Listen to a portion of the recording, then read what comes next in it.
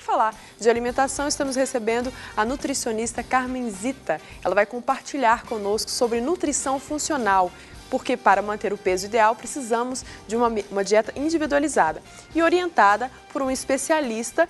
E essa especialista aqui hoje é a Carmenzita. Seja muito bem-vinda, Carmenzita. Obrigada pelo convite.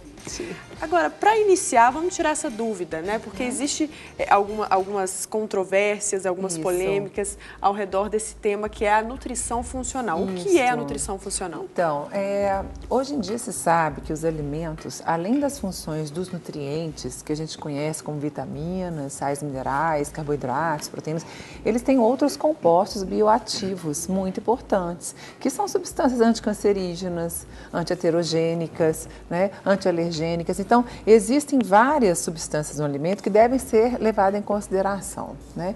O problema que a gente tem visto entre as pessoas, os que procuram, às vezes, um nutricionista, procurando ou não procurando, é que esses produtos, esses ingredientes dos alimentos, esses componentes, perdão, dos alimentos, eles às vezes estão sendo vendidos em farmácias, né, inclusive farmácias de manipulação, e a pessoa, em vez de se preocupar em reeducar a alimentação, está indo direto na farmácia, comprando um produto que poderia estar nos vegetais, e ela acaba gastando até mais. E existem componentes que funcionam em conjunto com outros naquele alimento.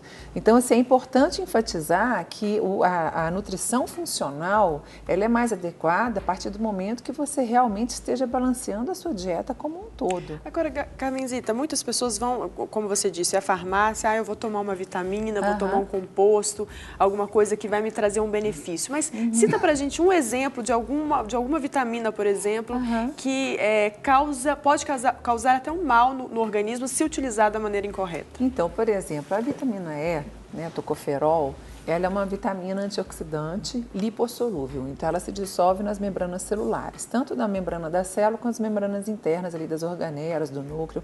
Então é um grande protetor, sim, né, inclusive no endotélio vascular.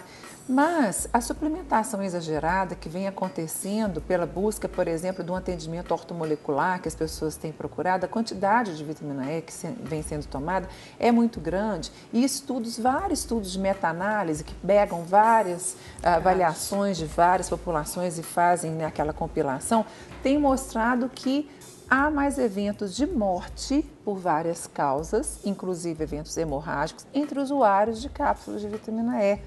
Então não é inócuo. Seria esse uso indiscriminado, né? Isso. É, o uso indiscriminado. Então, assim, mesmo quem precisaria usar por um pouco tempo, por exemplo, está fazendo um tratamento para baixar colesterol, vamos supor, não poderia ultrapassar um determinado tempo. E como vitaminas e outros suplementos são vendidos livremente, né, sem uma tarja vermelha, por exemplo, então as pessoas compram, às vezes o profissional que não é o adequado, não é o nutricionista, ou mesmo às vezes, claro, o nutricionista não tem o acompanhamento constante dessa pessoa, individualizado, né? Então, não é nada inócuo. Tudo que for suplementado, um dia vai ter um efeito. E o que você está dizendo é que é muito melhor a pessoa ela ingerir essas vitaminas e nutrientes a partir dos alimentos, porque ela vai fazer de uma forma gradual e também satisfatória do que ficar só tomando determinados tipos. Natural, né, exatamente. Eu vou dar um exemplo também que não funcionou, foi o contrário, quando suplementaram.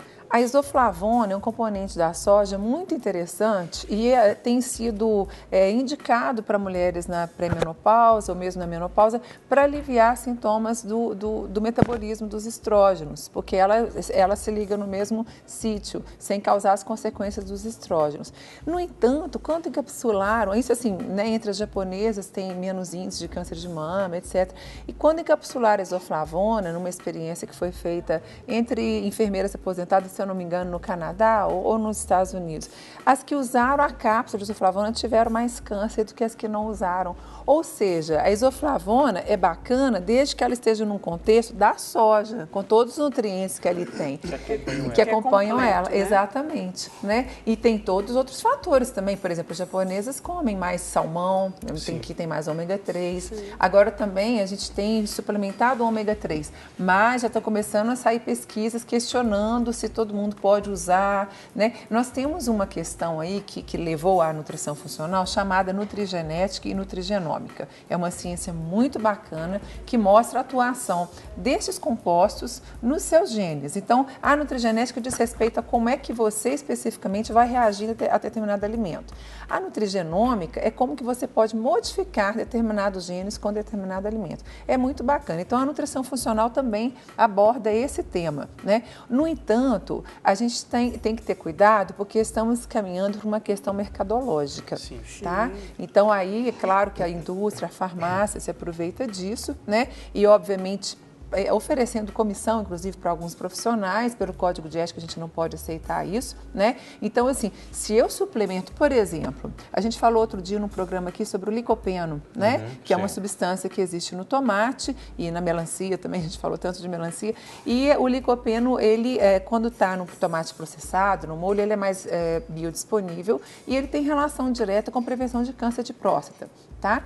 Então, por exemplo, eu tenho algum paciente que ele não come de forma alguma tomate, ele tem algeriza pelo tomate. Então, quer dizer, esse paciente eu posso indicar um suplemento de licopeno, né? Eu tenho pacientes também, inclusive esse próprio que eu administro o licopeno, um deles não gosta de verdura, de folha, de jeito nenhum. Mas não é uma coisa de você tentar reeducar, vamos introduzir, igual como se fosse uma criança, não. Ele simplesmente tem náuseas, ou seja, é uma intolerância genética, provavelmente, às folhas.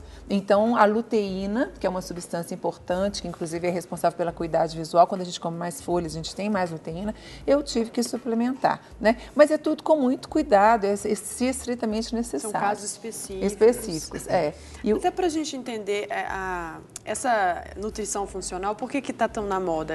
Muitas blogueiras, tem muitos perfis no Instagram que fazem essa função que seria da nutricionista.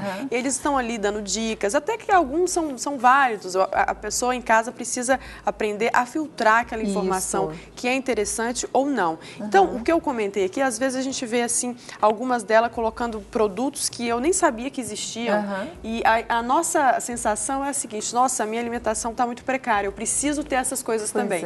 Fala sobre isso, a alimentação que a gente deve ter em casa, quais os principais alimentos que nós devemos consumir para ter uma saúde equilibrada e para ter essa qualidade também, né, de vida. Para a gente que é leigo, essa pergunta é interessantíssima, né? Porque às vezes aparece até na televisão, Carmesita, aqueles, você precisa comprar isso, um complemento, você se sente assim uma pessoa completamente fraca, né? Estou muito aquém daquilo.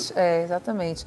Inclusive, um suplemento que é muito divulgado é o de proteína, né? O chamado whey protein, que ele é a proteína do soro do leite, a lactoalbumina, né? A fração solúvel do leite. A outra parte é a caseína, 80% do leite, da proteína do leite é a caseína, que é uma proteína de digestão um pouco mais lenta, que porém mantém os níveis de aminoácidos no sangue por mais tempo do que o whey protein. Então a pessoa fala, o whey protein é absorção rápida. Realmente, mas depois de 1 hora já caíram os níveis de aminoácidos no sangue para a síntese proteica que você tanto queria. Então o leite que tem as duas, tem a caseína e o lactoalbumina, seria o isso é mais barato. Você vê como coisa perfeita, né? Quer dizer, nessa ideia de você... De preferência desnatado. Pois é, nessa ideia das pessoas suprirem alguma, entre aspas, carência, a indústria tem levado muita gente ao engano, no caso, né? Exatamente. A maioria não sabe nem comer arroz, feijão e pão na quantidade que precisava, e a gente precisa. Nós precisamos dos alimentos. Então, independente, mesmo nos casos que eu citei, que a pessoa realmente precisou de um suplemento ou outro,